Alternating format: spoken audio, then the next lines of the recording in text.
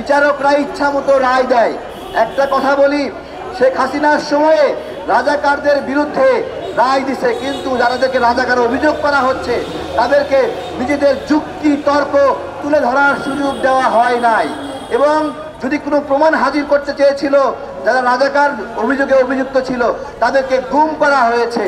ঠিক একইভাবে আমরা আজকে বলছি, ওই কারণেই তো ওই বিচার প্রশ্নবিদ্ধ ছিল। তাহলে আজকে যেই বিচার হচ্ছে গণ অভ্যুত্থানের, সেই বিচারটাও কি সেই রাজাকারের বিচারের মতো নয়? এইখানেও কি একপাক্ষিক বিচার হচ্ছে না? আমাদের কাছে খবর আছে এখানে বিচারক জামাতের পক্ষের, আমাদের কাছে খবর আছে এখানে আসামি পক্ষের আইনজীবী সে জামাতের পক্ষের, এখানে সরকার পক্ষের আইনজীবী সেও জামাতের পক্ষের। এইভাবে কোনো বিচার চলতে পারে না।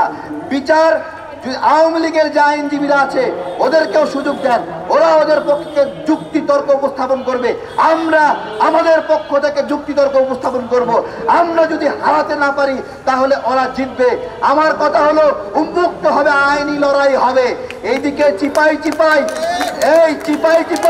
শিশির মনির গিয়ে আইজিপি মামুনের কাছ থেকে 1000 কোটি টাকা চুক্তি করে তাকে রাজ সাক্ষী বানায় নিজেরাই বিচারক, নিজেরাই আইনজীবী, নিজেই আসামি পক্ষ, নিজেই সরকারি পক্ষ। এই ধরনের তাল বাহানার আন্তর্জাতিক অপরাধ ট্রাইব্যুনাল এখন আর চলবে না। এটা হলো হাসিনা মার্কার বিচারই এখনো চলছে। এবং সবশেষে আমরা আবার বলছি, নিবর্তনমূলক আইন দণ্ডবিধি 77, এটা হলো বিচারক সুরক্ষা আইনের নামে একটা আইন করেছে। আমরা বারবার শেখ হাসিনার সময়ে বলেছি এই আইনটা বাতিল করতে হবে। বিচারক সুরক্ষা নামে কোনো সুরক্ষা থাকতে পারবে না। বিচারক কেন সুরক্ষা চাইবে? বিচারক বিচার করবে, তার কেন আলাদা সুরক্ষা প্রয়োজন হবে? সে একটা ভুল বিচার করবে, নাম দেবে কি জানেন? সরল মনে বিচার করেছে। এবং এই সরল মনে বিচার করতে গিয়ে কারো যদি ফাঁসি হয়, ওইটাও সরল মনে বিচার করেছে। সে যদি ভুলভাবে কাউকে 24 বছর জেল দেয়, ওইটাও নাকি সরল মনে দিয়েছে।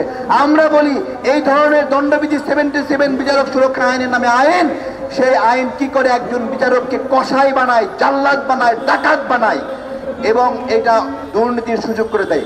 আমাদের জাতীয় নাগরিক জোট এই নিবর্তনমূলক আইন বাতিল চায়।